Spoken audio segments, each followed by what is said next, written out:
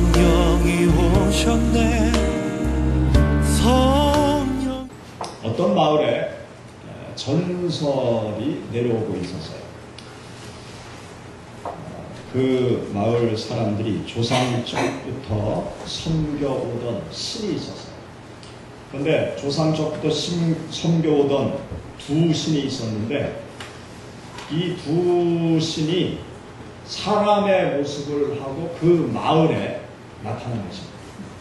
그런데 이 두 신이 거지의 모습을 하고 그 마을에 나타났을 때 이 마을 사람들이 그 거지를 무시하고 멸시하고 천대를 합니다. 그런데 그 마을에서 유독 아주 가장 가난한 젊은 부부가 이 두 신을, 인간의 모습을 한 두 신을 극진히 잘 대접해서 보냈습니다. 이 두 신이 그 마을 사람들에게 아주 대로했어요. 그래서 큰 홍수를 내려서 그 마을 모든 사람들을 다 몰살시켰습니다. 그리고 가난한 두 부부만이 그 마을에서 새로운 삶을 살게 되었습니다. 그 이후에 이 마을 사람들은 이런 전설을 마음에 담고 살아가면서 언젠가는 우리들이 믿는 신이 또 다시 인간의 모습을 하고 나타날 것이다. 그러한 생각을 가지고 생활을 하고 있었습니다. 그러던 어느 날 이 마을에 전혀 낯선 두 사람이 찾아왔습니다. 키가 크고 준수한 풍채의 한 사람과, 그리고 키가 작지만 아주 말을 잘하는 한 사람이 찾아오게 되었습니다. 그리고 키가 작고 말을 잘하는 사람이 키가 준수한 그 사람 옆에 서서 동네 사람들을 모아놓고 설교를 하는 것입니다. 설교를 하는 중에 설교를 듣는 사람들 가운데 태어나면서부터 안진뱅이가 된 사람이 있었어요. 그런데 설교를 하던 키가 작은 사람이 그 안진뱅이를 벌떡 일으켜 세우는 기적의 역사를 행하게 되었습니다. 이 동네 사람들은 아주 깜짝 놀랐어요. 자기들이 분명히 태어나면서부터 안진뱅이로 한 번도 걸어보지 못한 그 사람을 잘 알고 있는데, 그 설교를 듣는 중에 벌떡 일어나서 걷기 시작하는 것입니다. 그 순간 그 군중들 가운데에서 어떤 소리가 들려오게 되었는가 하면, 우리가 섬기는 제우스 신과 헤르메스 신이 인간의 모습을 하고 나타났다. 그러한 소리가 들려오기 시작했습니다. 그 동네 사람들은 자기들에게 전해 내려오는 전설을 생각하면서 정말로 우리가 믿는 제우스 신과 헤르메스 신이 이 시간 저 사람들의 모습을 하고 우리들에게 다가와서 안진뱅이를 일으켜 세우는 기적의 역사를 행하였다라는 생각 속에 잠기게 되었습니다. 그러면서 동네 사람들이 난리가 났어요. 제우스 신을 섬기는 제사장을 비롯해서 동네 사람들이 바울 목사님과 바나바 목사님 앞으로 몰려와서 무릎을 꿇고 제물을 드리면서 제사를 지내려고 하는 것입니다. 그때 바울과 바나바 목사님은 그들을 향해서 소리를 치죠. 왜 우리를 향하여 이렇게 제사를 지내려고 하느냐?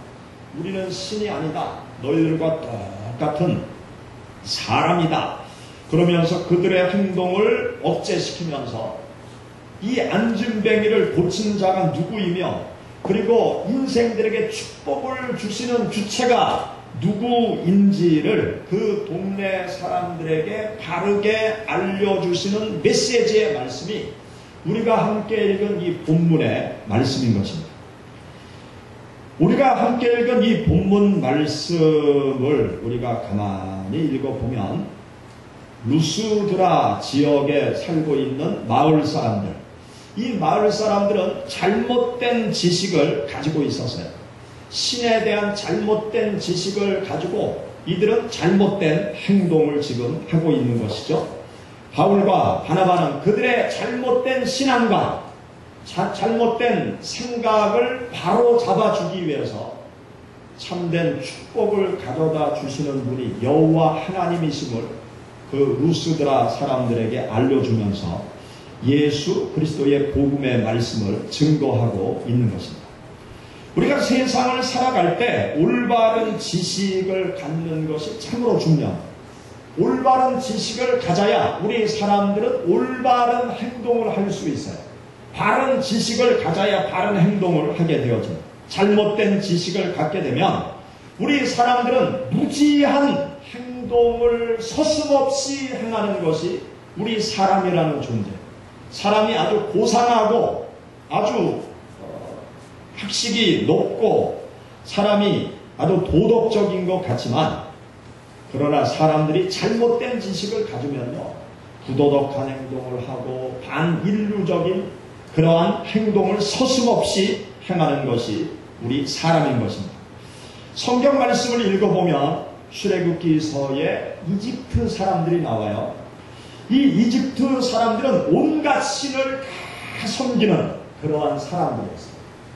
그런데 이집트 사람들이 섬기는 신들 중에 어떤 신이 있었는가 하면 나일강 신이 있었어요.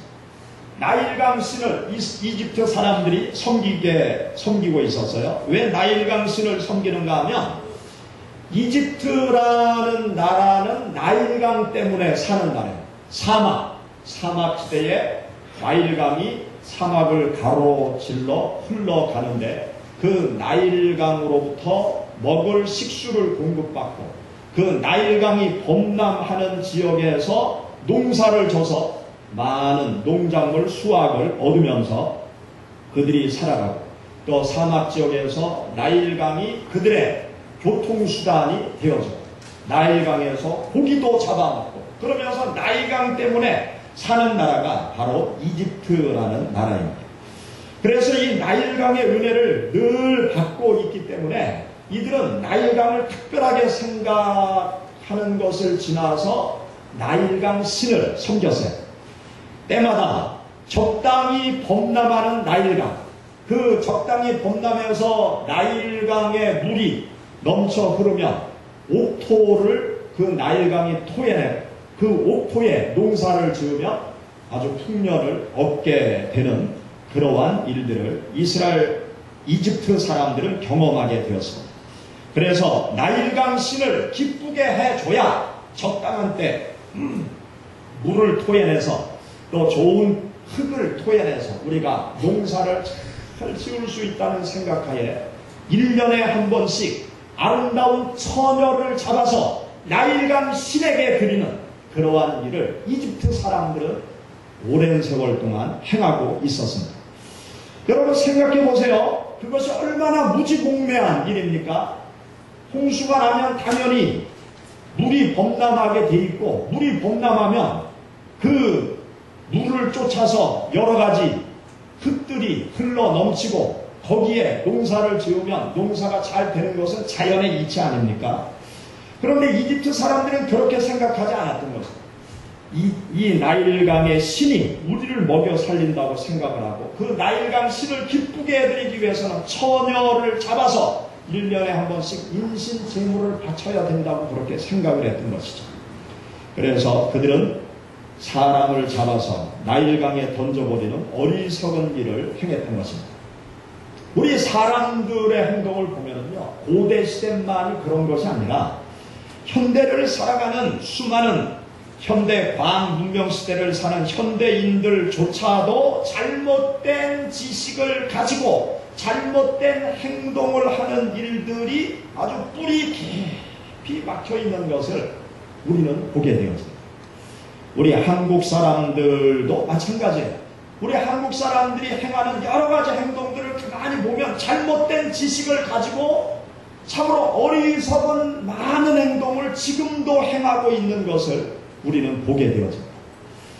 첫째로 어떤 것을 우리가 살펴볼 수 있는가 하면 이 사주팔자 또 점, 궁합 이 주역에 입각해서 사주팔자를 보고 점을 보고 또 청춘 남녀가 결혼하기 전에 궁합을 보는 이 모든 일들 이것은 잘못된 지식을 가지고 잘못된 행동을 지금도 낳고 있는 것입니다. 많은 사람들이 지금 현재도 이사 갈 때, 결혼할 때 보면 길이를 선택해요. 길이. 좋은 날짜를 선택하죠. 흉일이 있고 길일이 있다는 거예요. 날짜 중에는. 그래서 흉일에 이사를 가거나 흉일에 결혼을 하면 재수가 없다는 거죠. 여러 가지 화가 다가오게 된다는 거예요. 그래서 이사 갈 때, 결혼할 때 날짜를 선택하는 것을 보게 되었습니다. 또 부적을 써서 가지고 다니는 사람들도 있어요. 부적을 써서 가지고 다니면 그 종이 쪽지가 여러 가지 악한 것을 다 막아준다고 그렇게 생각을 하는 것이죠. 이러한 생각은 잘못된 생각이요, 잘못된 지식이에요. 그런데 그런 사람들에게 당신이 지금 잘못된 생각과 잘못된 지식을 가지고 있다 그렇게 얘기하면 화를 내요. 이게 왜 잘못됐냐? 잘못된 것조차도 모르는 것을 보게 되었습니다. 어느 학교 선생님이 계셨어요. 그런데 이 학교 선생님이 결혼식을 올리지 않은 상태에서 점점 배가 불러가기 시작하는 거예요. 결혼식을 올리지 않았는데 만삭이 되어져서 해산달이 다 되온 것입니다. 그러니까 학생들, 교직원들이 수근수근 하는 거예요. 그 선생님이 결혼을 안 했는데 만삭이 돼가는 거예요. 그러니까 선생님들이 얼마나 민망하겠어요. 학생들이 얼마나 뒤에서 수근거리겠어요. 교육자의 입장에서 어찌 그런 모습을 보일 수 있겠습니까? 그런데 사연이 있어요. 왜 이렇게 됐느냐? 이 선생님이 실상 혼인신고를 했어요. 그리고 가정을 이루어서 살아요. 그런데 결혼식을 안 한 거예요. 왜 결혼식을 안 했느냐? 시댁에서 날짜를 계산해 보니까 올해는 결혼하면 안 된다. 그렇게 점쟁이가 얘기한 거예요. 그래서 내년에 결혼을 해야 평생 행복하게 살 수 있다. 결혼식을 올려야 평생 행복하게 살 수 있다. 그래서 결혼식을 1년 뒤로 미룬 거예요. 그래서 만삭이 된 거예요. 그런데 놀라운 것은 이 사람이 교회 다니는 사람. 결혼해서는 교회를 못 다니고 있는데 결혼하기 전까지는 예수님을 믿던 사람이었어요. 그런데 시댁에서 너무나 이 미신에 쩌든 그러한 시댁으로 시집을 가서 어찌할 수 없는 그런 상황 속에 빠져 있는 것입니다. 여러분 가만히 생각해 보세요. 얼마나 어리석은 행동입니까? 얼마나 창피한 일입니까? 그런데 사람이요 잘못된 지식에 빠지면 인텔리라 할지라도 어리석은 행동을 하는 거예요. 손가락질을 받는 그런 행동까지 떳떳이 하게 되는 것을 보게 되어집니다. 어떤 점쟁이가 길을 가다가 깜짝 놀라요. 저 앞에 걸어오는 사람이 분명히 저 세상 사람이어야 할 관상을 가진 사람이 걸어오는 거예요. 자기가 관상을 봐서 지금까지 틀린 적이 없어요. 그런데 저 세상에 있을 사람이 뚜벅뚜벅 걸어오는 거예요. 그래서 이 점쟁이가 그냥 지나칠 수 없어서 다가가서 이야기를 했어요. 죄송한데요. 당신은 저 세상에 있을 관상을 가진 사람인데 어찌 된 일입니까? 그렇게 물어봤어요. 그랬더니 저 세상에 있어야 될 관상을 가진 사람이 동그랗게 눈을 뜨고 쳐다보면서 무슨 얘기합니까? 나는 관상 같은 거 믿지 않습니다. 나는 예수 믿는 사람이에요. 그러고 휙 간 거예요. 여러분 관상, 사주, 팔자 그거 다 헛된 거예요. 예수 그리스도를 믿으면 그런 것을 초월한 삶을 살아갈 수가 있는 것입니다. 예수 그리스도를 믿으면 사주팔자 관상과 관계없이 하나님께서 주시는 축복된 삶의 길로 걸어가게 된다는 사실을 우리 모두는 깨달아야 될 것입니다. 둘째로 우리 주위를 살펴보면요, 많은 사람들이 조상들을 잘 모셔야 복을 받는다, 그렇게 많은 사람들이 그렇게 생각하는 잘못된 지식을 가지고 있습니다. 오늘이 추석 명절이죠. 추석 명절이 되기 전에 우리 한국 사람들은 다 금초를 산소에 가서 금초를 해요. 저도 산소에 가서 금초를 옛날에는 했는데 도저히 1년에 한 번 낫을 들고 그 금초하는 거를 도저히 하지 못하겠더라고요. 이 낫질을 하다 보니까 저희 아버님 산소 이 봉분에 있는 잔디를 다 뽑겠더라고요. 완전히 대머리를 만들겠더라고요. 그래서 도저히 안 되겠어요. 그래서 농협에 제가 의뢰를 해가지고 농협에 돈 주고 금초를 해요. 올해도 그렇게 했어요. 죄송합니다. 농협에 돈 주고 금초했어요. 그러니까 뭐 기름값, 뭐 가서 시간 보내는 것 따지면 훨씬 경제적이에요. 그런데 우리 대한민국 사람들은 열심히 지성과 정성을 다해서 금초를 하죠. 또 묘를 잘 돌봅니다. 또 좋은 묘자리를 찾아서 그 묘를 만드는 것을 보게 되었죠. 김대중 대통령이 대통령 되기 전에 묘자리를 옮겼다고 그래요. 묘자리를 옮겨서 대통령이 됐다고 한간에 떠드는 사람들이 있었습니다. 그리고 조상을 모르면 인간이 아니다. 그러한 말들을 서슴없이 해요. 조상을 잘 섬겨야 복을 받는다.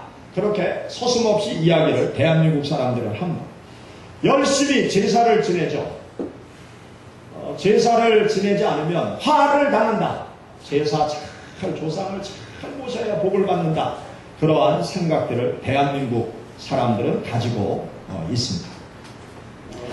그리고 이 제사를 지내는 이유 중에 하나는 천지신명께 또 한 해 풍년을 맺게 준 천지신명께 감사하는 그러한 마음도 이 제사 의식 속에 담겨져 있습니다. 그렇게 함으로 인해서 복을 받는다고 생각을 하는 것이죠. 복의 근원자가 누구냐? 조상이다. 복의 근원자가 누구냐? 천지신명이다. 우리 대한민국 사람은요, 21세기 광문명 시대를 살아가면서 그렇게 계속 생각하고 있습니다. 오늘 우리가 함께 읽은 여기 성경 말씀을 보면 우리 모든 인생들에게 복을 내려주시는 분이 따로 계신데 그분이 하나님이시라고 말씀하고 있습니다. 오곡이 결실할 수 있도록 햇빛과 물을 내려주시는 분이 계신데 그분이 조상이 아니라 하나님이시다. 그렇게 말씀하고 있어요. 여러분 16절 17절의 말씀 우리 다같이 다시 한번 읽어보시죠. 하나님이 지나간 세대에는 모든 민족으로 방임하셨으나 그러나 자기를 증언하지 아니하신 것이 아니니 곧 여러분에게 하늘로부터 비를 내리시며 결실기를 주시는 선한 일을 하사 음식과 기쁨으로 여러분의 마음에 만족하게 하셨느니라. 아멘. 여기 보면 하늘로부터 비를 내리시고 결실기를 주시고 선한 일을 하시고 음식과 기쁨으로 우리 사람들의 마음을 만족하게 하시는 분이 계신데 그분이 누구신가 하면 여호와 하나님이시다. 그렇게 말씀하고 있어요.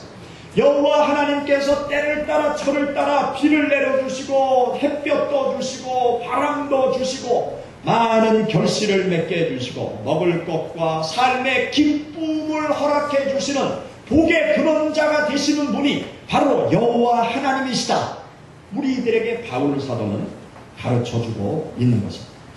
여러분, 여러분들의 생사화복 주간에 나가시는 분은 조상이 아니고 하나님이심을 믿으시기 바랍니다.